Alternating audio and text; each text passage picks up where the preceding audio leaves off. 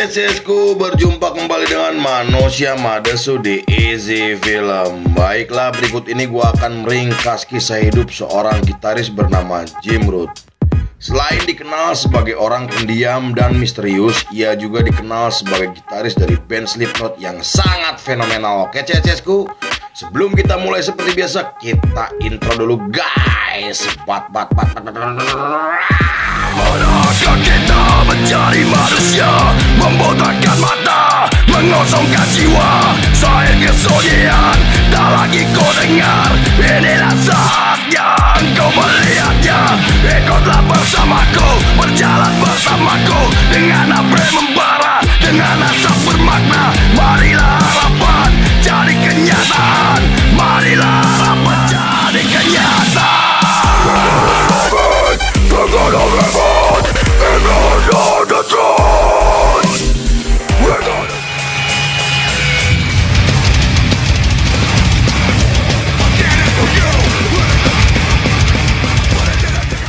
Scene dibuka oleh seorang pria bernama James Donald Root atau yang lebih dikenal sebagai Jim Root.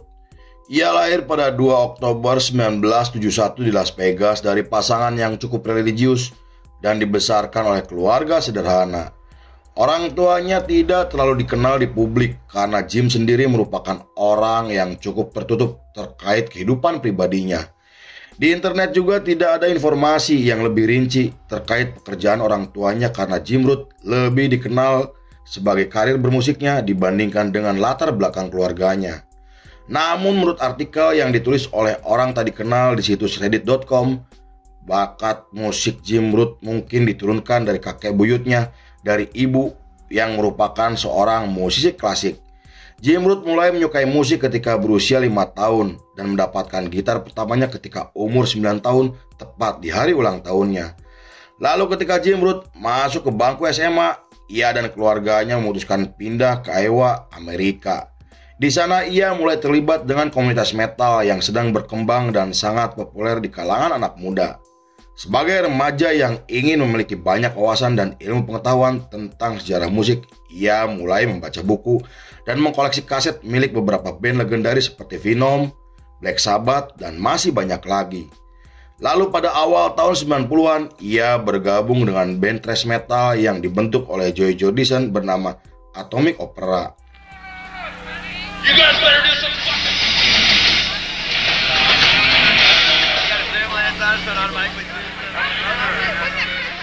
Saat diwawancara, Joy Jordison menceritakan awal pertemuannya dengan Jim Root ketika di acara komunitas yang ia gambarkan sebagai orang paling menonjol di antara lainnya karena postur tubuhnya yang besar. Pertemuan tersebut membuat persahabatan mereka semakin akrab di mana Joy Jordison cukup terkesan dengan wawasan musik yang sangat luas. Mereka juga sering menghadiri acara musik bersama sampai melakukan diskusi setiap malam minggu untuk membahas putar perkembangan musik dunia. Meski begitu, Jim Root adalah orang yang sangat tertutup jika membahas tentang latar belakang keluarganya dan hanya mau bercerita kepada orang yang telah ia anggap sebagai sahabat atau saudaranya sendiri. Di sisi lain, kemunculan band Atomic Opera langsung menarik perhatian komunitas bawah tanah karena menampilkan musik yang jauh berbeda dengan band thrash metal pada umumnya. Aksi panggung mereka yang liar dan brutal menjadi daya tarik di setiap pertunjukan mereka. Tak hanya itu, permainan gitar Jim Root membuat mereka mulai digemari dan memiliki basis penggemar yang luar biasa.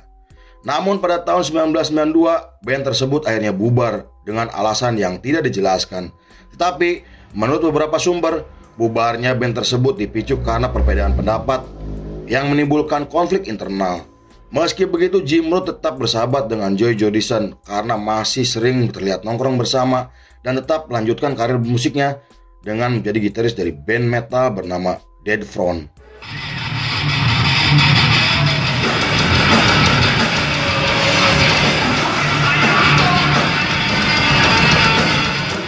Selama periode tersebut, Jim Root terus mengasah kemampuannya dengan bereksperimen menggunakan efek gitar rakitannya. Ia juga semakin terlibat dengan skena metal yang sedang berkembang setelah bertemu dengan seorang musisi yang cukup disegani bernama Paul Gray. Lalu pada tahun 1994, ia dan Paul Gray memutuskan membentuk band bernama Anal Blast. Sayangnya band tersebut hanya bertahan 1 tahun dan berakhir bubar karena dianggap tidak memiliki masa depan. Jim Root kemudian bergabung dengan band Stone Sour yang dibentuk oleh Corey Taylor pada tahun 1995. Ia juga bekerja sebagai operator di pabrik percetakan untuk mencukupi kebutuhan hidupnya. Tetapi karena dikekang oleh peraturan perusahaan, ia memilih keluar dan bekerja sebagai office boy sampai pelayan restoran. Pada tahun 1999, Jim Root dihubungi oleh Sean Crahan dan produser Slipknot bernama Ross Robinson. Mereka meminta Jim Root agar mau bergabung dengan band Slipknot untuk menggantikan Josh Brennan yang memilih mengundurkan diri dari band. Tapi saat itu Jim Root menolak permintaan tersebut dengan alasan yang tidak dijelaskan. Penolakan tersebut membuat Paul Gray dan Joey Jordison akhirnya turun tangan untuk membujuknya. Bahkan Corey Taylor juga sampai mendatangi apartemen dengan membawa kontrak resmi yang dibuat oleh manajemen Slipknot. Hal itu mereka lakukan karena percaya jika Jim Root bisa membuat musik Slipknot menjadi semakin berkembang. You have nothing to contribute to this, so stay the fuck. I said, what the fuck is that?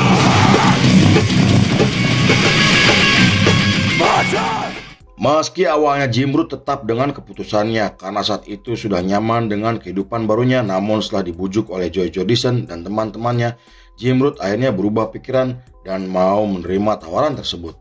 Setelah resmi bergabung, ia mulai menggunakan topeng polos yang sebelumnya dipakai oleh Josh Brennan. Topeng tersebut memiliki nuansa horor dan mengerikan yang mirip seperti topeng Halloween klasik. Tetapi karena merasa tidak nyaman, Jim Root kemudian memilih merancang topeng sendiri yang terinspirasi dari karakter badut bernama Jester.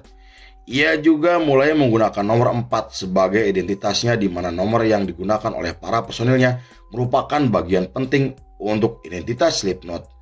Menurut artikel yang ditulis oleh Wikipedia, penggunaan nomor yang dilakukan oleh Slipknot memiliki arti simbolik yang erat dengan filosofi seperti kesetaraan, perjuangan, kebersamaan, dan kekeluargaan. Para personelnya sengaja menyembunyikan identitas untuk menyalurkan sisi gelap yang muncul ketika mereka sedang menggelar pertunjukan. Mereka juga wajib menghapus ego pribadi masing-masing karena mereka ingin dikenal sebagai kolektif, bukan sebagai individu.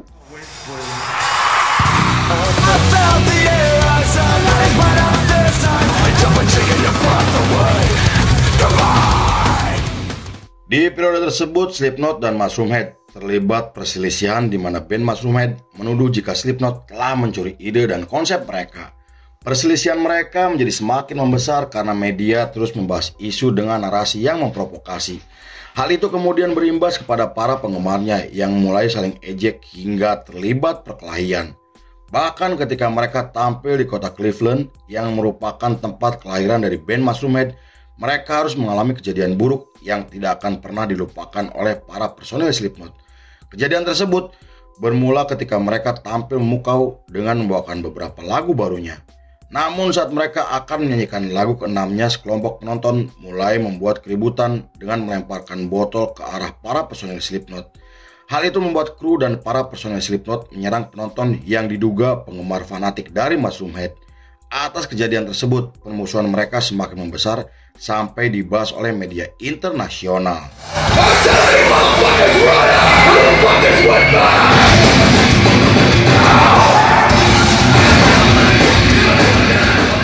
Pada tahun 2000, Jim Root mulai menunjukkan sikap aslinya sebagai orang yang kritis dan sering berbicara belak-belakan. Ia mengkritik lagu Rage Against the Machine dengan mengatakan jika pesan di lagu tersebut tidak sesuai dengan semangat anti-otoriter yang selalu mereka tunjukkan.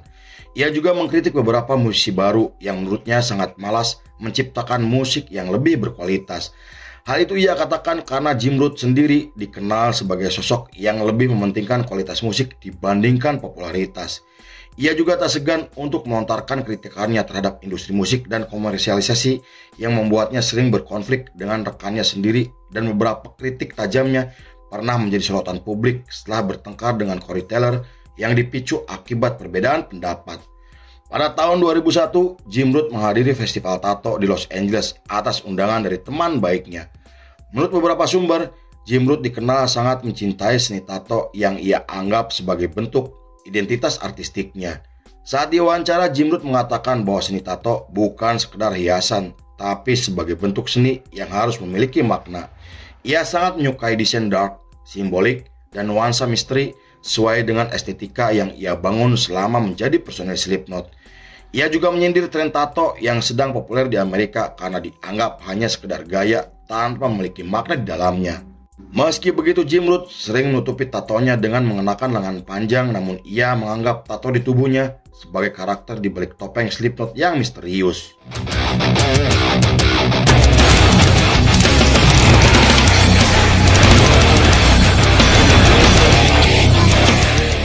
Kemudian ketika Slipknot memutuskan vakum akibat konflik internal pada tahun 2002, ia dan Corey Taylor kembali membangkitkan Stone Sour. Meski saat itu ia sibuk dengan band proyekannya, tetapi ia masih menyempatkan waktu untuk membantu Sid Wilson dalam proyek solonya sebagai DJ Starscream. Ia kemudian tampil dalam lagu milik John Five dan terlibat proyek yang digagas oleh Roadrunner Records. Pada tahun 2008, Slipknot akhirnya muncul kembali dengan merilis album keempatnya yang berhasil sukses secara komersial. Mereka juga menunjukkan topeng dan penampilan barunya hingga menggelar tur dunia selama 5 bulan. Lalu setelah menyelesaikan tur yang cukup melelahkan, Jim Root membuat proyek bersama Jonathan Davis, vokalis dari band Korn. Mereka kemudian merilis lagu cover yang semua keuntungannya disumbangkan ke badan amal dan panti asuhan. Namun di tengah keberhasilan Slipknot yang semakin meningkat, band tersebut harus kembali vakum pada tahun 2009 dengan alasan yang tidak dijelaskan. Para personilnya kembali ke proyekannya masing-masing seperti Jim Root mereformasi Stone Sour bersama Corey Taylor. I want you to join him and join me. To sing the smooth song. Yes, Pada tahun 2010, Paul Gray ditemukan meninggal dunia di kamar hotel yang disebabkan akibat overdosis narkoba dan obat-obatan terlarang. Kabar tersebut menggemparkan dunia yang membuat teman-temannya termasuk Jim Root merasa tidak percaya. Tak hanya itu, Jim Root juga harus kehilangan sahabat baiknya setelah Joy Jordison dikeluarkan dari band secara mengejutkan pada tahun 2013. Saat itu, para penggemarnya sangat kecewa karena Slipknot sendiri tidak menjelaskan alasan dibalik pemecatan Joy Jordison. Lalu sejak kematian Paul dan kepergian Joy Jordison, Jim Root mulai mengungkapkan ketidaksukaannya terhadap arah musik Slipknot yang dianggap terlalu mengikuti pasar mainstream. Ia juga mengkritik lagu baru yang diciptakan oleh Corey Taylor sang vokalis karena menurutnya hanya mengejar pasar dan tidak lagi memiliki kualitas artistik. Pernyataan tersebut membuatnya harus terlibat konflik dengan Corey Taylor sampai mereka berdua tidak saling bicara. Pada tahun 2014, Stone Sour akhirnya memecat Jim Root dari formasi yang membuat permusuhan dengan Corey Taylor semakin memanas. Meski begitu, mereka tetap bersikap profesional dan masih tampil bersama sebagai personel Slipknot.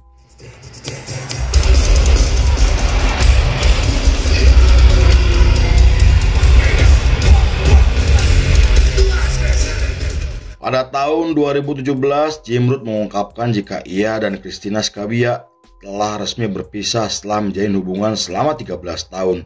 Christina sendiri adalah vokalis dari band gothic metal asal Italia yang ia temui ketika menggelar tur Eropa.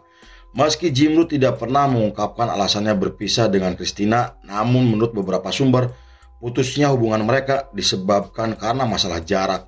Beberapa bulan kemudian, tepatnya pada tahun 2018, Jim Root menjalin hubungan dengan seorang penari bernama Kisha Von Adam. Konfliknya dengan Corey Taylor juga akhirnya membaik setelah keduanya saling memaafkan dan mau mengakui kesalahannya masing-masing. Namun pada tahun 2021, Jim Root harus menerima kabar menyedihkan setelah tahu jika Joy Jordison dinyatakan meninggal dunia. Hal itu membuat Jim Root harus kehilangan salah satu sahabat terbaiknya yang telah ia anggap seperti saudaranya sendiri. Kematian Joy Jordison sangat membekas dalam ingatannya karena Joy adalah orang yang selalu mendukungnya dalam hal apapun. Joy juga memiliki pengaruh besar untuk karir Jim Root karena Joy adalah orang pertama yang membawa Jim Root ke dalam industri musik dunia. Sampai saat ini, Jim Root masih aktif dan menjadi salah satu bagian dari personel Slipknot. Terlepas dari komentar dan kritikan tajamnya, namun Jim Root telah diakui oleh banyak orang sebagai salah satu gitaris modern yang memiliki pengaruh besar di seluruh dunia. Lalu film pun selesai.